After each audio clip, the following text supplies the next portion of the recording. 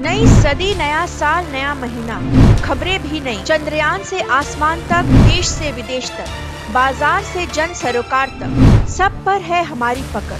देखिए देखिए खबर सदीनामा सदीनामा। वो जुलूस स्वामी घोषणा करते हैं कि मैं दलित भाइयों के साथ जुलूस निकालूंगा और ये जुलूस दिल्ली के हर कुएं पर जाएगा और दलितों को वहां से पानी भरने का अधिकार दिया जाएगा, सार्वजनिक नल से, सार्वजनिक कुओं से, सार्वजनिक प्याऊ से। अन्यथा उस काल में 3 लोटे रखे होते थे प्याऊ। कितने लोटे? 3। पहला किसका? मुसलमान का, कि उससे मुसलमान पिएगा। दूसरा किसका? ऊंची जाति के हिंदू का। और तीसरा नारियल का सोरा रखा होता था, लोटा ही नहीं, उसके अंदर दलित को दिया जाता था या केले के पत्ते में दिया जाता। ये भेदभाव होता। तब स्वामी जी के इस आह्वान के विरुद्ध फतवा जारी किया। फतवा जारी करने वाले मुसलमान ने जिन्होंने कहा कि स्वामी जी ये लोग सुअर का मांस खाते हैं, इसलिए हम इनको कुएं में नहीं चढ़ते। दलितों का स्वामी जी कर रहे हैं, हिंदुओं के दलितों को ऊपर उठा रहे हैं, छुआछूत को दूर करने की कोशिश कर रहे हैं। उसका विरोध करने वाला कौन है? मुसलमान। क्योंकि उसको लगता है कि मेरी फसल सही है। और तब स्वामी जी उनकी उनको घोषणा करते हैं कि इन्होंने मांस खाना छोड़ दिया, इन्होंने बुरी आदतें छोड़ दी, शराब पीना छोड़ दिया, क्योंकि ये सब लोग आरे धर्मी बन गए और ये संध्या सीख रहे हैं, हम कर रहे हैं। उनका चरित्र बहुत बड़ा है और आप में से कितने मुसलमान हैं जो कि इनके चरित्र को छू सकते हैं, वो उस लेवल वो ही आके इस लेवल बना है। तब स्वामी जी जुलूस निकालते हैं, पुलिस आती है, पत्थरबाजी होती है, मुसलमान का विरोध होता है, अनेकों पे दलितों को चढ़ाया जाता है और उसके बाद जो ये संपन्न होता है। और हम इतिहास में पढ़ते हैं, डॉक्टर अम्बेडकर ने महाड जो स्थान है महाराष्ट्र में, उसमें जलाशय के ऊपर ले जाकर जो था दलितों उद्धार का कार्य किया था, दलितों को ले जाकर पानी पिलाया था। उस घटना से 2 वर्ष पहले 1927 में डॉक्टर अम्बेडकर ने किया, तो उससे 2 वर्ष पहले देश की राजधानी दिल्ली में स्वामी श्रद्धांजलि इस कार्यक्रम में। देखो इतिहास की कितनी बड़ी घटना थी, तो कहीं हमें सुनने को पढ़ने को नहीं मिलती। क्योंकि इसके पीछे जातिगत राजनीति की अपील थी। डॉक्टर अम्बेडकर दलित परिवार में पैदा हुए, उन्हें दलितों के बाद समझ में आता है। स्वामी श्रद्धानंद आर्य समाज के नेता जिन्होंने दलितों का काम किया, वे गैर दलित परिवार में पैदा हुए और उन्होंने दलितों की चिंता की। देखो ये कुछ कर सकता है, सनातनवादी था, ये करने वाला कोई था, तो वो आर्य समाज और स्वामी दयानंद का। और ऐसी 3 घटनाएं और होती हैं, आपने सुनी हो, रोपड़ के पंडित सोमनाथ जी की। पंडित सोमनाथ ब्राह्मण करके थे और वो दलित उद्धार का कार्य करने लगे, उनका विरोध होने लगा, उनका बायकॉट कर दिया गया उनकी बिरादरी के लोगों से। उनको नदी से पानी लेना पड़ा, नदी के पानी से उनकी माता जी को टाइफाइड हो गया।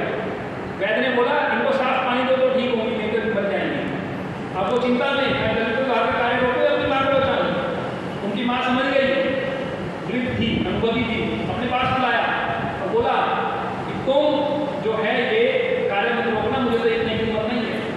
बस पंडित जी बेफिक्र करोगे, अपनी माँ का बलिदान दे दिया और दलित को कार्य करके नहीं मिली छोड़ा। दूसरी घटना मेघराज जाट की, इंदौर की पढ़ते हैं। मेघराज जाट शुद्धि और इसका दलित को लाकर कार्य शुरू करने लगे, तो उन्हीं जाति वालों ने उनको जंगल में पशु चलाते हुए लाठियों से मारा। ये बलिदान हमारे इतिहास में। तीसरी घटना हम पंडित रामचंद्र जी की जम्मू की देखते हैं। पंडित रामचंद्र जी जम्मू में वशिष्ठों की शुद्धि करने लगे।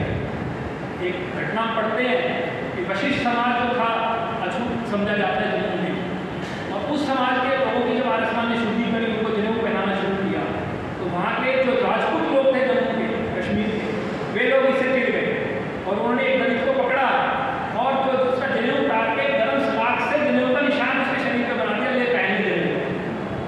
और इस घटना का बड़ा विरोध उस जमाने में हुआ। उन वशिष्ठों के बीच में पंडित रामचंद्र जी महाशय काम कर रहे थे, तो आर्य समाज के लोग काम करके वापस लौट रहे थे, तब राजपूतों ने उनको घेर लिया, उनके सर में लाठियां मार दी और अगले दिन उनका देहांत हो गया। और ये वर्ष आगामी 2024 वर्ष उनके देहांत की शताब्दी। हम लोगों ने बलिदान दिए थे और कोई दलित नेता किसी मंच से कभी भी इस बात को कभी नहीं, क्योंकि इसके पीछे राजनीतिक जातिगत अपील, वोट बैंक की राजनीति नहीं, ये समाज सुधार का काम था। अपना खून पिलाकर हमने काम किया। दलितों के लिए शिक्षा खोली, दलितों के कारीगरी के स्कूल खोले, सियालकोट में पूरी कॉलोनी आर्यनगर के नाम से बसाती होंगे, ओढ़ों की, मेघों की, सियालकोट में मेघोदार मंडल स्थापित किया। इतने बड़े बड़े काम हमारे लोगों ने किए, तब जाकर दलितों का काम हुआ। और इतिहासकार लिखते हैं कि आर्य समाज के इस काम से उत्तर भारत के अंदर धर्मांतरण का काम शुरू किया।